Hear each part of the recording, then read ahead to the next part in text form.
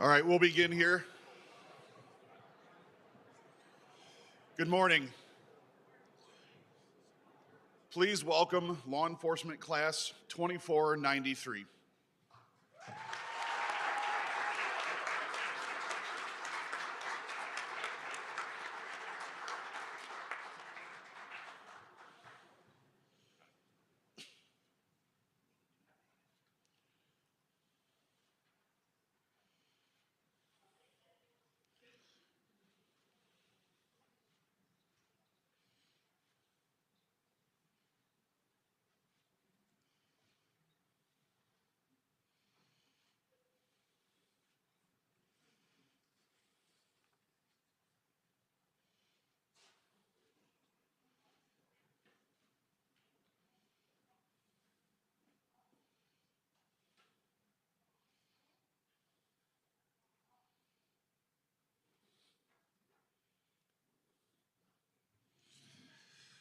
Good morning.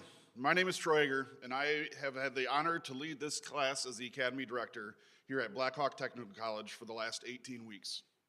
Even though this is the 10th class that I've had the pleasure to graduate and welcome into the profession of law enforcement, it never gets old to see these men and women dressed in their uniforms, many for the first time, so eager to go out into the community and make a difference. As we begin this ceremony, which I promise you will be done in time for everybody to go to lunch, I would like to welcome the family, friends, and agency representatives of each of these students to Blackhawk Technical College. It is important that you know these students would not be here right now if it was not for your support. As I mentioned earlier, this is the 10th Law Enforcement Academy class that I've seen graduate. And this class represents 23 of the 206 new law enforcement officers that have entered this profession through these doors over the last 5 years. The only way we can accomplish this is with the help of all of our instructors and role players, most of which have full-time jobs and sacrifice their days off and their benefit time to instruct in this academy. I mention our instructors at every graduation, and for good reason, because they are teaching these students, what they are teaching these students goes beyond knowledge and understanding of legal concepts.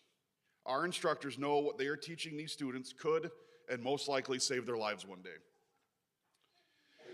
The skills that they learn will undoubtedly also allow them to save another person's life. It is because of that our instructors have so much dedication to these students. I would ask that any instructor in our academy that is in the room, please stand so we can acknowledge the sacrifice and dedication you have given to these students to prepare them to begin their career. You are what makes this what I believe the best law enforcement academy in the state. Go ahead, I know you're back there.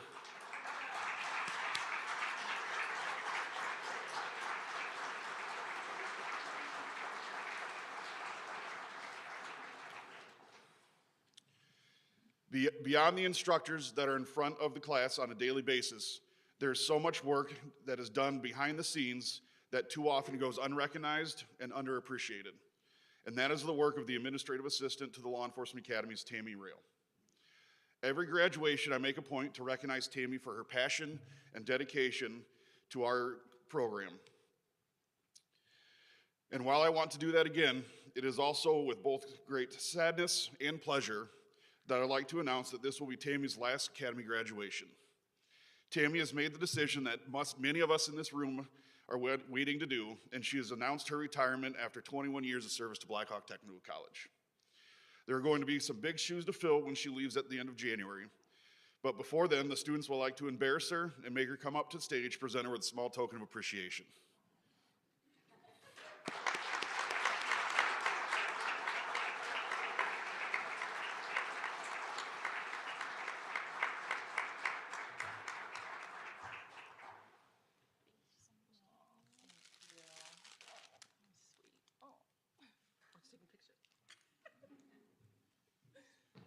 Thank you.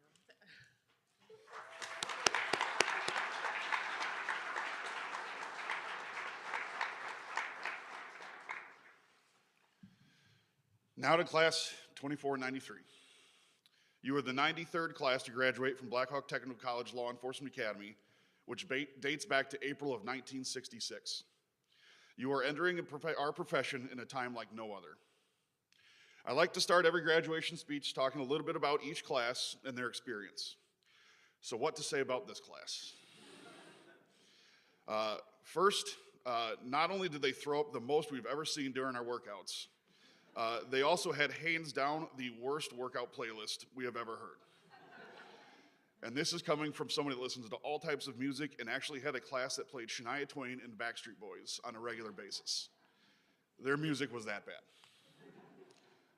Actually, maybe just Spooner's music was that bad. I say this about every class, that there is something special about the class. And while I repeat that sentiment again, it is for different reasons than other classes. Every academy instructor knows there's a certain point in the academy that I usually have to come in and give a class the talk. It is usually at the start of the last phase when we just completed all the fun stuff that Rich is going to come up here and talk about in a second. And then the students are back in the classroom only a few weeks away from graduating, and they're getting the old case of senioritis. The talk is about tightening up and focusing until we can finish the academy, and it's usually because they either started fighting with each other or behaving poorly. You can enter your own stronger adjective if you would like. However, even in a group where some are old enough to be the other's parents, students with completely different backgrounds and upbringings, there was little conflict. I never had to give the talk to this class. It just goes to show the leadership that this class reflects. It's not to say that there was not conflicts over the past 4.5 months, but the instructors and I saw that when there were issues, someone from the class stepped up and handled it before they got to the point where we had to. When someone in this group was struggling with anything, they took it upon themselves to help each other, and in a few cases, even put each other in their place, which isn't a negative thing.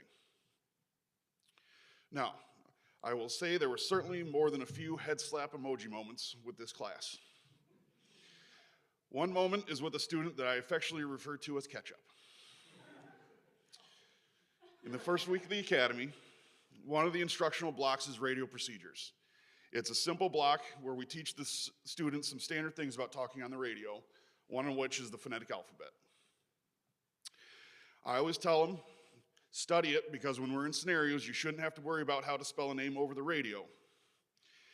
We tell them if you don't know it, make something up, so that way there's not dead air over the radio. Well, like in every class, the students didn't take this advice. So phase 1 scenarios, there was a lot of silent moments over the air. But there was one that I won't forget anytime soon. One student was running a person named Mark. Sounded a little something like this. M. Mary, A. Adam, R. Robert, K. Carrie. I looked at him and I said, Carrie doesn't work, dude. So he sheepishly paused for a moment and goes, K. Ketchup. I laughed. I gave him the results of his check, but after the scenario was done, I let him know he would know, at least by me, for the rest of the academy as Ketchup. Now, that's not the end of it for Ketchup.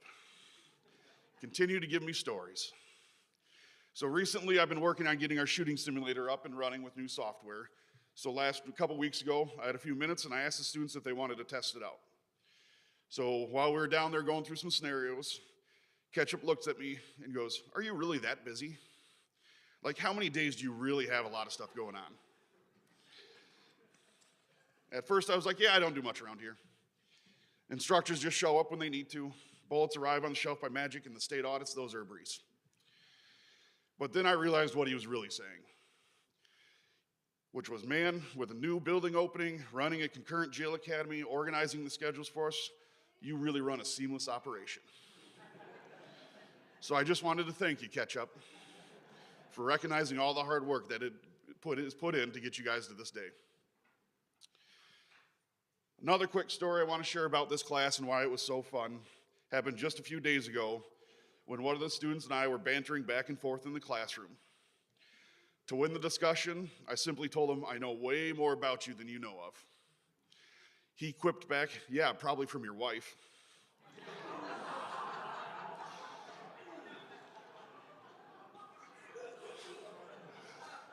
The whole class gasped and looked pretty shocked that with final scenario still going and me holding his future in my hands, he would go there.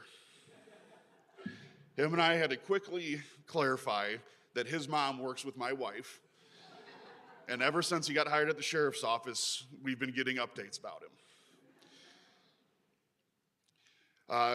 But that is the relationship and culture this class has built, one of fun, support, and togetherness. I can spend an hour up here telling stories about how fun this class has been, but I'm sure the cops in the back have lots of work to get done, and the families want to spend some time with their students. So I'll end my stories with this. No matter how many times you guys ask me if I'm going to miss you, while you were a great class, when I come to work on Monday, I will not be running down to the empty classroom thinking, man, I wish she was here to randomly and awkwardly wave at me. Or, geez, I really miss Kotke trying to remind me of the one time he beat me in a shooting drill. I'll be fine without you guys. But before I invite the other speakers up here, I always like to give one piece of advice that I think the class can benefit from. And I know you've been listening to me since August, or at least I've been talking to you since August. But I want to tell you the same thing I told you the first day of the academy. Within the first hour of the academy, I told you that we had all just moved into the new building, and you are the first class to come through, and there are a lot of things that we had to figure out. So I asked you to be flexible and just go with the flow. Well, that was really just a plea in the case things didn't go as planned. You couldn't blame me. But it is the same thing you need to do for the rest of your careers. Be flexible and go with the flow. I want to clarify that while the words are the same, the advice is completely different. When it came to the past 4.5 months, it was meant as a take a laissez-faire approach, which by definition is just let things take their own course. When I say be flexible and go with the flow with your career, I'm saying you must have an attitude that is not one-sided or singular focused. There are undoubtedly going to be times in your careers that things are not going to go the way you think they are or the way you want them. You aren't going to get the assignment you wanted. You're not going to get promoted when you think you should. You don't like your direct supervisor. Or the 100 other things that aren't going to be perfect in your career. You cannot focus on the one thing you don't like or that didn't go right. You have to look around at everything else around you. Early in my career, the sheriff's office was bringing back a K-9 program that had been active for many years. And it was something that I wanted. I wanted to be a K-9 deputy, and I wanted the challenge of taking on a new program to build a foundation for such an important aspect of law enforcement.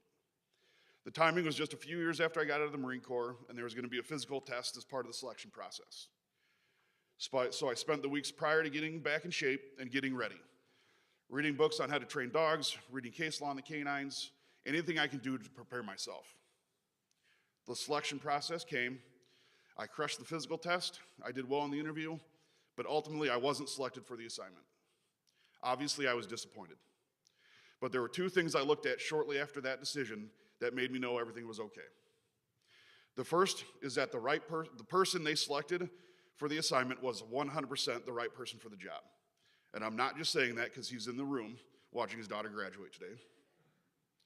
The second reason I realized not getting the assignment was a positive because about 6 months after not being selected for the K-9, I was promoted to sergeant.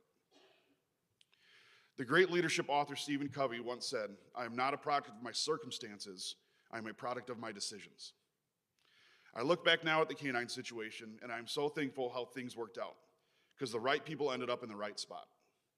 I'm not saying the powers that be didn't give me the K-9 because they knew I was going to be a good sergeant.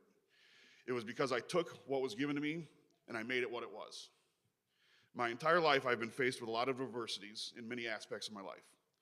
And the only way I've been able to get through the different things that have happened to me is truly believing that everything happens for a reason. I did not let getting the K-9 define me as a young deputy. I learned from it. And I decided to see that it was actually an opportunity because had I gotten the K-9, I know I would not have been promoted to sergeant for several years, and my career would look much different. So what do I want you to take from that story? To steal from yet another great leadership author, Jocko Willink, when things don't go how you planned, I want you to say one word: good. If your field training doesn't go perfect and you get extended, good. You get more time to ride with somebody that can teach you. If you don't get the assignment you want, good. You have a chance for another opportunity. If in a couple of years you don't get promoted what do you want, good. More time to prepare and be ready for when the promotion does come. Whatever the circumstance, however you approach it will be how you define it. I promise you that each and every one of you is going to face a situation or circumstance that you are going to believe is a negative experience. But I will promise you, if you refuse to view it as a negative and make the decision to turn it into a positive, in the long run, you will have a successful career. Next, I would like to invite one of the members of the class to come and address the group. I don't believe in selecting one student at the beginning of class to be the class president, because then other students don't get the chance to work on their leadership skills. So I tell the class early on, I want them to be informal leaders. Throughout the 18 weeks, it's always great to see the number of students that step up into an informal leadership role within the class. And when you allow it to happen naturally, the students feel more comfortable because it isn't forced. And they get to pick when it is appropriate for them to be a leader. Near the end of the class, I poll the students to see who they thought was the informal leader of the class. This time around, there was one fairly confident student that before I even sent the survey out, he asked me how long his speech had to be. While that student certainly made an impact on the class, I'm not sure I'm willing to give him the microphone right now. So instead, I will give it to the student that I don't think anyone could argue is simply a leader. He's not a loud leader. He's not a flashy, look at me type of leader. He just does things the right way for the right reason. While my time with him has been limited to the past few months, I have seen someone that I believe is going to make a great impact in our profession in the years to come. I would like to invite Officer Vincent Stone of the Janesville Police Department to address the class.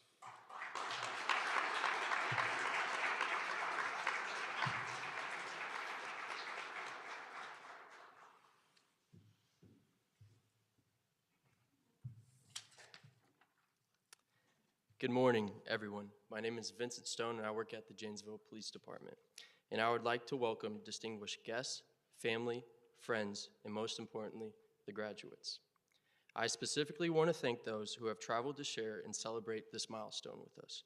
I want to thank Mr. Egger, our director, for pushing us to succeed in a way that allowed us to grow as individuals and for going above and beyond to make sure we're physically and mentally prepared for the career ahead of us.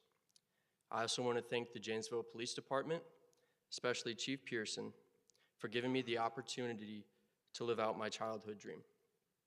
I would also like to thank all the instructors for putting in the time and effort to make sure we would graduate. I would also like to thank my parents and my brother, my girlfriend and her parents and her sister for joining me on this special day. Today marks a monumental achievement, not just for us graduates, but for the communities that will soon benefit from our service, our integrity, and our courage. Throughout these past 18 weeks, we have faced rigorous training, both physical and mental, that tested our limits and pushed us beyond what we thought was possible. From early morning workouts to staying late to study and prepare for our phase test, much thanks to Papa Steve, we have truly spent a lot of time together. We've encountered challenges that demanded every ounce of our focus, resilience, and determination. There were days we doubted ourselves, moments when the weight of the task ahead seemed too much, aka OC spray day. Worrying about the unknown of what the equivalent of 500 jalapenos being sprayed in your eyes feels like, regardless, we pushed through and did what was necessary. We didn't give up. The bonds we created through this academy will stay with us in the memories we made. Every day was filled with energy, whether it was the intensity of a wiffle ball tournament with Clay Spooner being the obvious MVP, or the relaxed yet competitive atmosphere of our lunchtime Crazy Eights, the friendly PT rivalries, and the constant banter with not only each other, but with our favorite instructors. These are just a few of the memories that will surely stick with each of us as we head off to our respective departments. This journey has not been easy, but it has prepared us for a career like any other. As law enforcement officers, we will be called upon to serve, protect, and lead with honor, integrity, and fairness. We will stand as guardians of justice in a world that sometimes seems full of chaos and uncertainty. We will be the ones who help to restore order when all seems lost, the ones who offer a hand in the darkest of times, and the ones who uphold the law even when it may be unpopular or difficult. We will be the ones running towards trouble, not away from it. Even with knowing the risks, we'll do it anyway. I would like to refer to the book of Deuteronomy, chapter 31, verse 6. Be strong and courageous.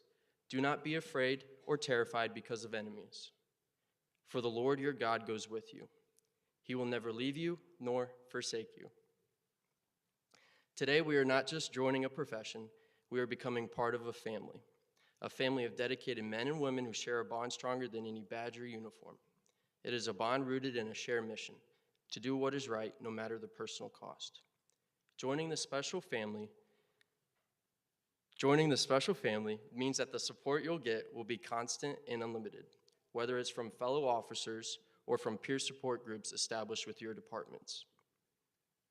If you ever feel alone dealing with the struggles of this career, I promise you that is not the case. If you look to your left and to your right, you will see 22 other officers who would go above and beyond to help in any way possible, as we have seen throughout this academy. I urge you all to always remember that you are never alone. In writing the speech, I was struggling with the perfect way to close, and I sat there thinking of how I should do it. Then I thought back to our simulations and our practice scenarios, and what came to mind were the most relieving 2 words that would come out of an instructor's mouth.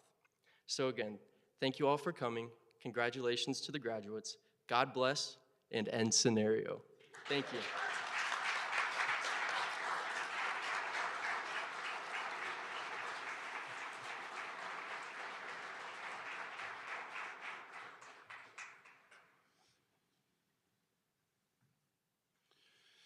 Every class, we ask the students to select an instructor whom they believe displayed not only an excellent knowledge base, but also the ability to transfer that knowledge to the students.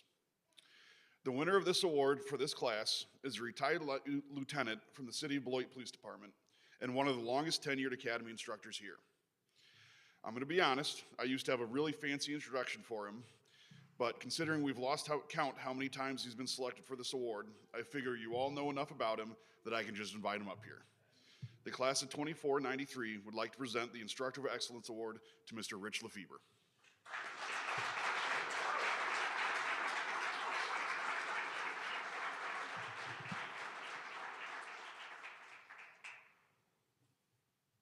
Thank you, I appreciate it.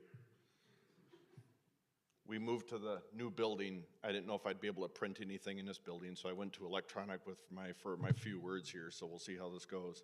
And Sales and I talked about it. The font has to be big enough so I can actually read it. So, good morning. First of all, thank you, I'm honored. For those that don't know in the room, I'm the person that will get in the car with them in a Hemi Charger and say, okay, push it this time. So it's not a surprise that they're like, think that I'm a good instructor because I allow them to do them with Mr. Egger's gas and tires. So it's not like a big thing. I just get to do the fun stuff. For the class, congratulations on your achievement. You've endured months of physical, mental, and emotional development to reach this moment. This is an accomplishment you've earned, and you should be very, very proud of yourselves. Your family and friends should be proud. Your instructors should be proud, even though on the first day of the academy, we kind of looked around and went, I'm not sure they're all going to be here at the end, but congratulations, you guys have definitely earned it. I'll have some advice for you a little later. The people in the audience, a lot of you and a lot of the law enforcement scattered throughout and in the back of the room. So what is law enforcement? This career that you've entered into. Well, according to Webster, law enforcement is a department of people who enforce laws, investigate crimes, and make arrests. The Bureau of Justice defines it as the agencies and employees responsible for enforcing law, maintaining public order, and managing public safety. Wisconsin state statute actually defines it. Chapter 164 says law enforcement officer means a person employed by the state or by a city, village, town, or county for the purposes of detecting and preventing crime and enforcing laws or ordinances, who is authorized to make arrests for violations of the laws or ordinance which he or she is employed to enforce. Unfortunately, fortunately, law enforcement is so much bigger than those definitions. I remembered one time I got a call for a service. It was an assist citizen. It was on Park in Beloit. I didn't know what I was going to, and I opened the door, knocked on this lady's door, and I opened it, and she goes, "Oh, I'm glad you're tall." And she called law enforcement to replace the battery in her smoke detector in the hallway. So I was like, I thought the fire department was supposed to do that, but I don't know. So COP, if you Google COP, you'll get some interesting things, especially if you look on Urban Dictionary, most of which is not for a public setting. But for years and years, law enforcement meant loosely the same definition. As I look, especially in the back of the room, if you started your career in a year that started with 19, you know that law enforcement is different now than it was when you started your career. We went to the academy and we did many of the same things again and again and again. The academies were different. My academy year started with 1994 was when I went through the academy. Those 200, what'd you say, 208 people have gone through? So like I said, my academy was at Black Hawk Tech in 1994 is when I went through. Since then, obviously, there's been changes in case law, updated state statutes, what law enforcement was and is. In recent history, though, the public, the media, politicians, anyone with a platform, including athletes, singers, stars, television, have all weighed in on what law enforcement is or what law enforcement should be. It's a very, very different time. Never before in history have the actions of one law enforcement officer has had the potential to affect the entire nation like it currently does. Our nation, our politics, our culture has never been affected by the outstanding actions of law enforcement. However, always is what's perceived as negative actions of law enforcement is what affects our nation. And no time in history has that been true as much as it is right now. One police officer of approximately 850,000 police officers in the United States, one police officer's actions can change the actions, the culture of our entire nation. And if you think about that responsibility these people have taken on, that is daunting.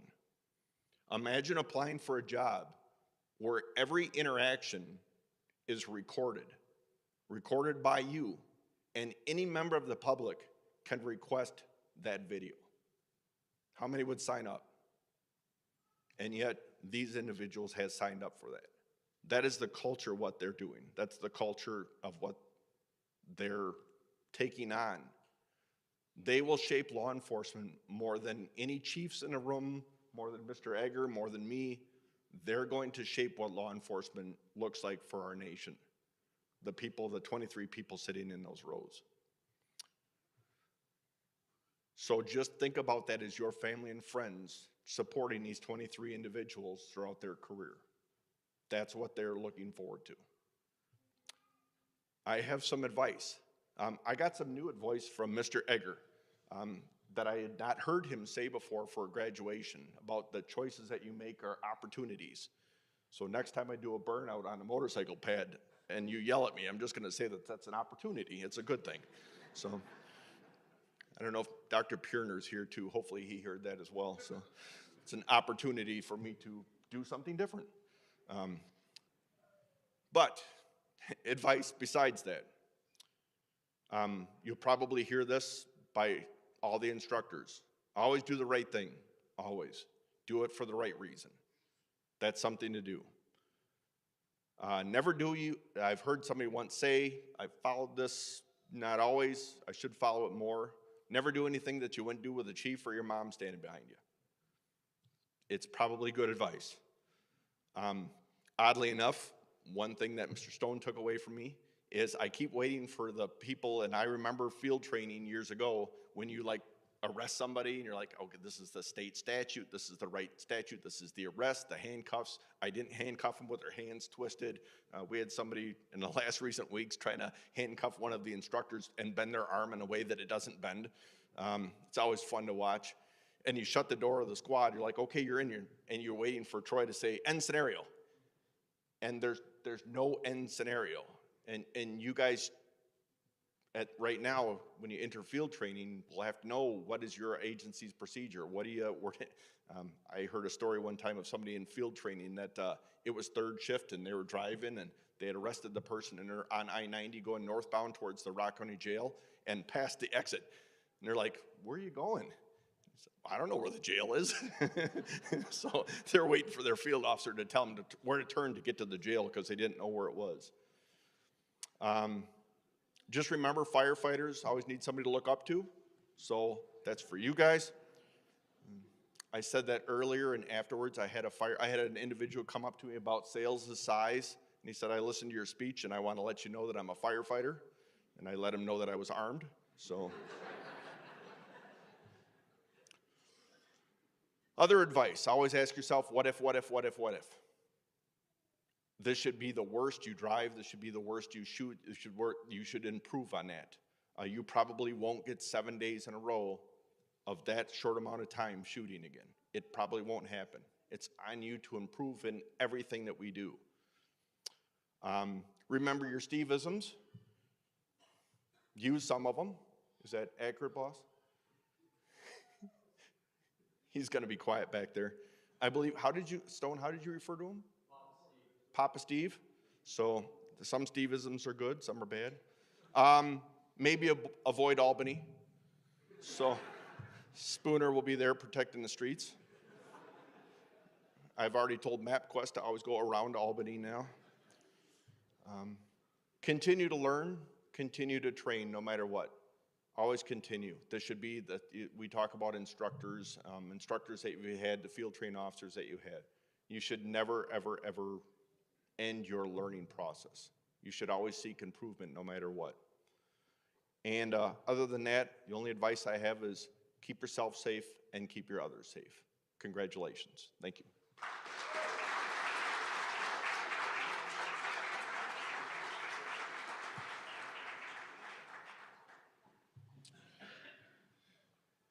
Our last speaker was also picked by the students as someone they wanted to hear from today. This speaker is also one of our instructors here at Blackhawk and is the Chief of Police for the City of Beloit Police Department.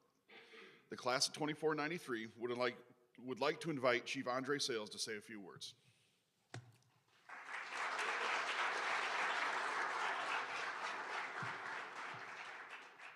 Well, first of all, I'm not sure why Rich always wants to bring up my size. I'm 5'11", 135 pounds. Ladies and gentlemen, honored guests, dedicated instructors, proud family and friends, and a graduating class of 2493 of this esteemed Blackhawk Tech Law Enforcement Academy. It is a privilege to speak to you today. Today marks a significant milestone in your journey, a journey that has been filled with challenges, learning, and growth. You stand on the threshold of a highly honorable profession, one that is fundamental to the fabric of our society. You have chosen a path laden with great responsibility, and with it, the potential to leave a permanent mark upon the world. From this day forward, you become guardians of the law, stewards of justice, and defenders of the peace. I think somebody stole some stuff out of my speech, but I'm a sharer. This isn't a role merely conferred upon you by your training. It is a calling that requires the steadfast commitment to the values and ideas supporting our justice system. Important to this is the concept of honor, a concept that transcends time and comprises the essence of a noble career. Honor in law enforcement is about living a life of integrity, where your actions consistently align with the values and principles. It is acting with courage in the face of danger and maintaining the highest ethical standards, even when no one is watching. This commitment to a worthy life ensures that the badge you wear is not just seen, but respected. Let us reflect on the legacy of those who walked the path before you. History is full with stories of officers who have made extraordinary sacrifices in service of others. They have laid the groundwork for the values we hold dear to us today, which is integrity, bravery, respect, and unwavering dedication. As you join their ranks, remember that you are now the custodian of their legacy. What you do today will impact those who come after you. A critical component of this legacy is procedural justice. Understanding and embodying procedural justice in your daily duties ensures fairness and equity at every encounter. By prioritizing transparency, showing respect, and maintaining fairness, and giving others a voice, you build trust within the communities you serve. These interactions, often occurring in moments of vulnerability and need, are where trust is built or broken. Challenges and high-stakes situations will test your resolve. In these moments, remember, every decision you make is a brick in the foundation of your professional legacy. Your adherence to the fundamental tenets of procedural justice will not only define your career, but will also influence the public perception and trust in law enforcement as an institution. Imagine a world you wish to create through your service. A world where communities feel safe in the knowledge that those who have sworn to protect them do so with fairness and transparency. A world where justice is not just an aspiration, but a lived reality shared equally by all. Practical applications of these principles require more than knowledge. It requires wisdom and empathy. Drawing on your training, yes, but equally draw on your humanity. Recognize each person you encounter as a human being deserving of respect and dignity. This approach will not only enhance your effectiveness as a law enforcement officer, but will also enrich your relationship with the community you serve. Remember the words of the great Dr. Martin Luther King, who wisely said, "Injustice anywhere is a threat to justice everywhere." In every decision, big or small, you are stationed on the front lines of democracy, advocating for justice. This mission demands you be fair, objective, and transparent, embracing the full spectrum of humanity with an open heart and an open mind. I urge you to think not only of your legacy as individuals, but the collective legacy of law enforcement in our country. Work tirelessly to enforce the fabric of trust that binds us as a community. Engage in your duties with honor and humility, remembering your actions reflect not only on yourselves, but your fellow officers in the department that you serve. As you set forth from this graduation, know that the path you have chosen always allows you to conduct for positive change and defend of justice and inspiration for hope for others. Approach each day with a resolve to make a difference. Make your careers be long, influential, and deeply rewarding. Congratulations once again on this tremendous achievement, and thank you for your commitment to serving with honor. Your legacy begins now.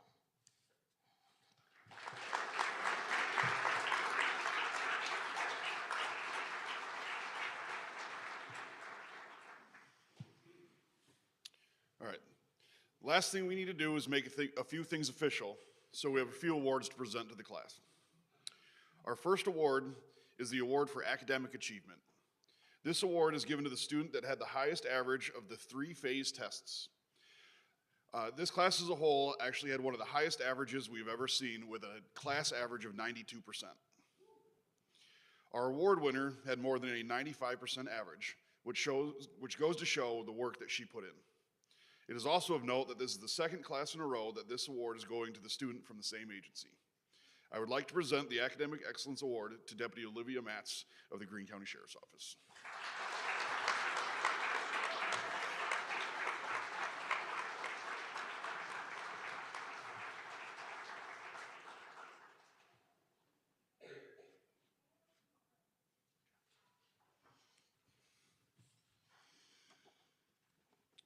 Next, I would like to present the award for Outstanding Physical Fitness. Every student must pass a physical readiness test to get into the academy, and they have to pass a tougher, more stringent physical readiness test in order to graduate. This award not only takes those exit test results into account, but also looks at the student that showed the most effort in the 32 hours of physical fitness throughout these past 18 weeks. While this student had some of the highest fitness scores of the class, it was not the only reason he is receiving this award. It is because this student was the first one that would finish his reps, then move to a student that was struggling and do more reps with them. Or he'd be the first one to finish a run, but he would just keep running and catch up to another student to help motivate them. I would like to present the Physical Fitness Award to Officer James Kotke of the City of Beloit Police Department.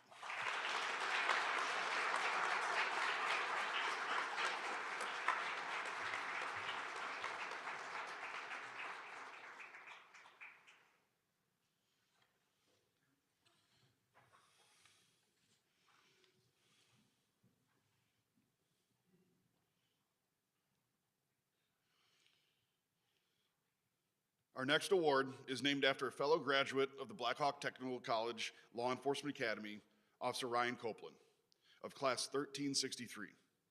Officer Copeland was tragically killed in an on-duty traffic crash in 2015. Officer Copeland was a member of the McFarland Police Department, a K-9 officer, and a veteran of the United States Army.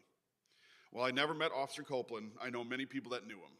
The stories I've heard about him as a man and a law enforcement officer show me what kind of human being he was, which makes this award very special to this academy. I would like to present the Officer Copeland Marksmanship Award to Officer James Cockey of the City of Beloit Police Department.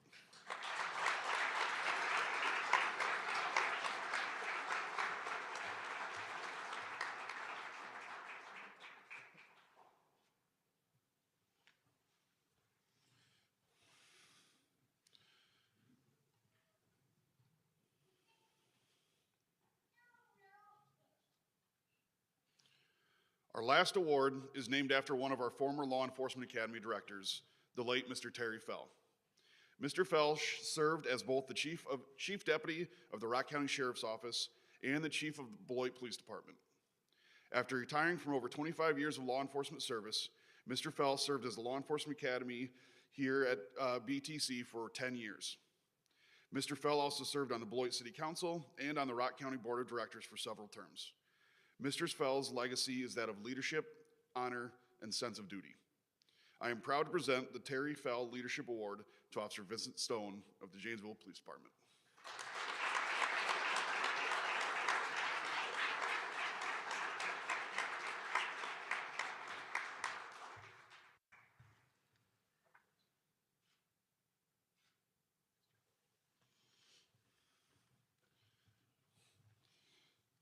All right, let's pass out those certificates so everybody can get to lunch.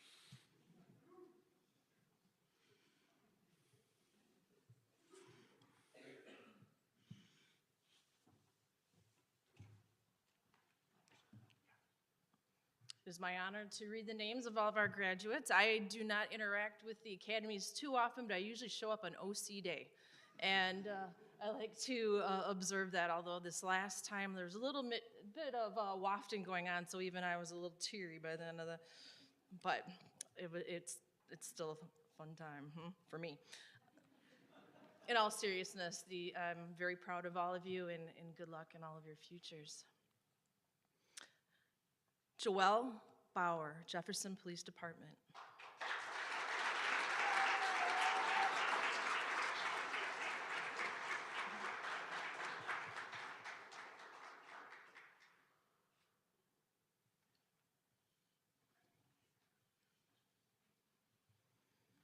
Kyle Brady, Beloit Police Department.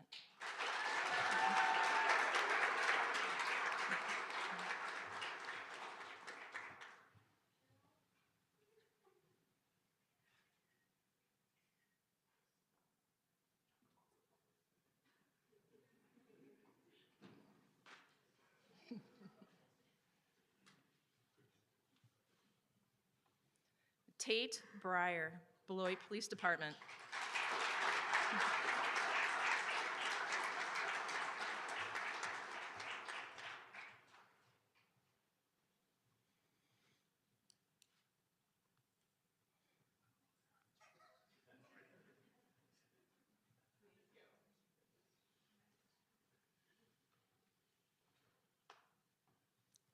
Craig Corder, Milton Police Department.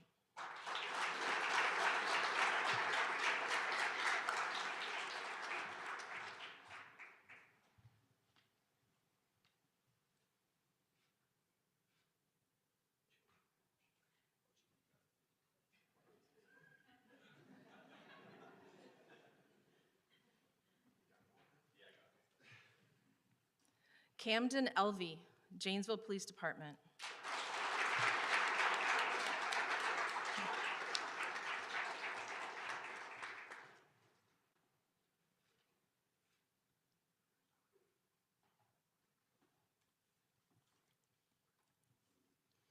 Justin Hanson, Town of Beloit Police Department.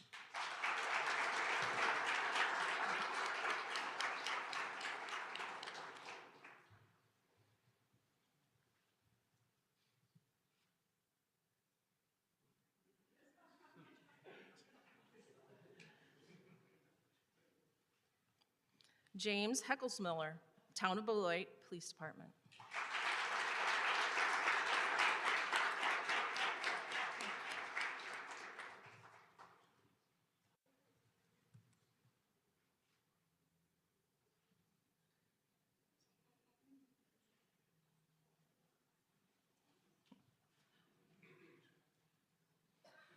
Connor Hughes, Janesville Police Department.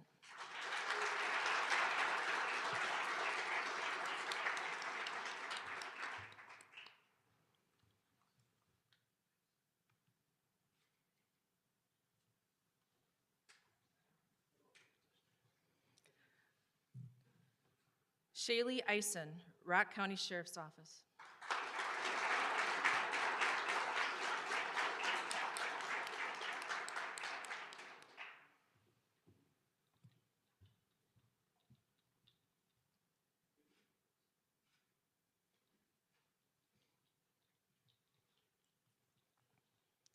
Kyle Capier, Bloomfield Police Department.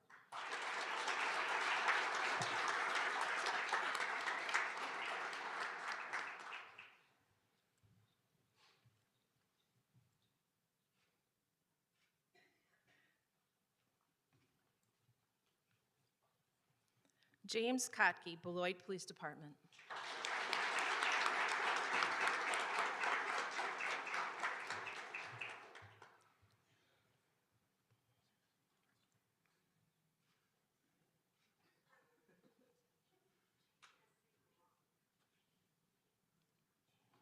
Joseph Martorano, Rock County Sheriff's Office.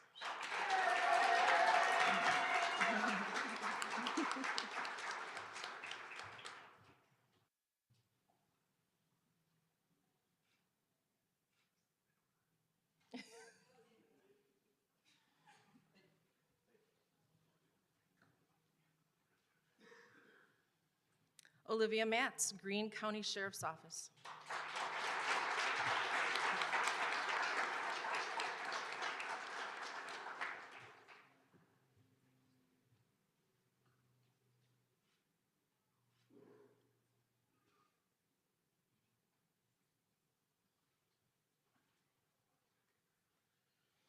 Matthew McCormick, Rock County Sheriff's Office.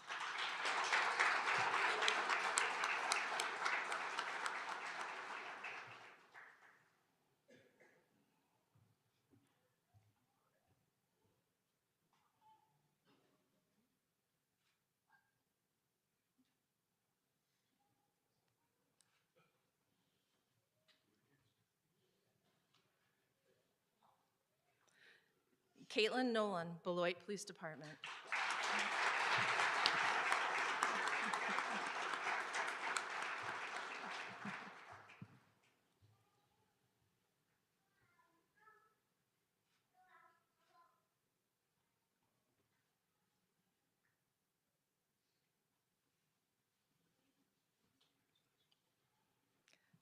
Drake Robinson, Bloomfield Police Department.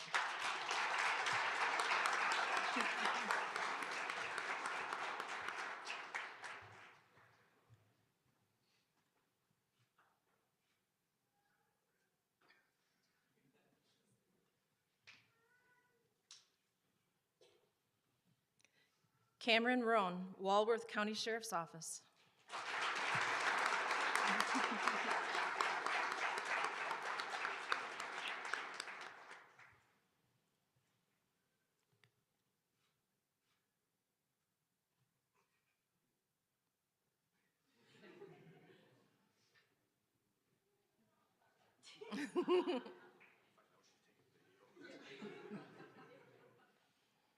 Nathan Spade, Rock County Sheriff's Office.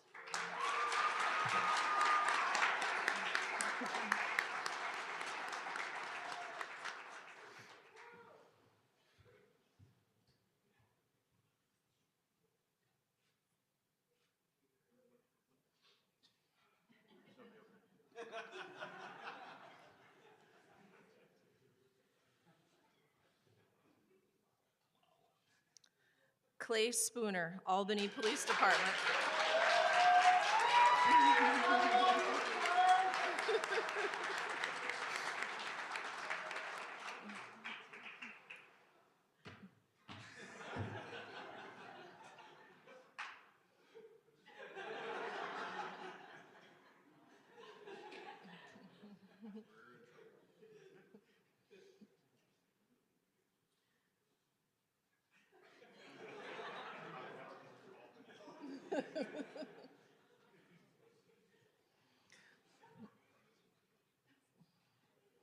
Vincent Stone, Janesville Police Department.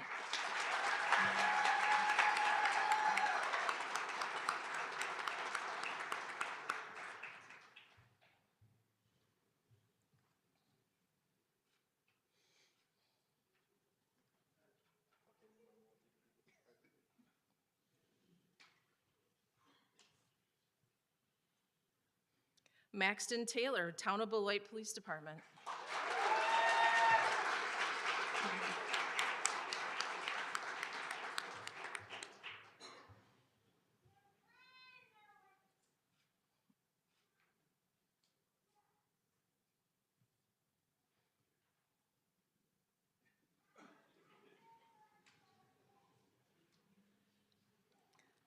Nicholas Vossen, Oregon Police Department.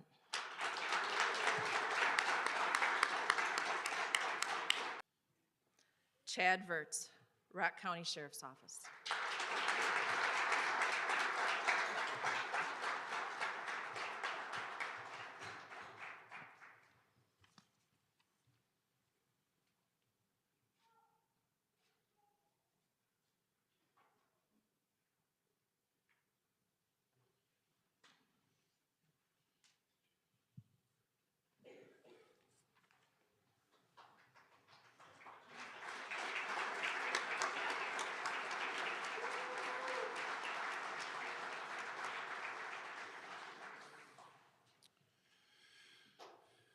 I want to thank each of you for being here with these students as they celebrate this great achievement to begin their careers. I want you to remember that what they do is great work, but it also requires great sacrifice by them and by each of you. Please remember to communicate with each other and know the difference you as a group make in our communities. Please feel free to stay, meet each other, and enjoy some light refreshments. To the class 2493, as always, make good choices. We'll see you out there.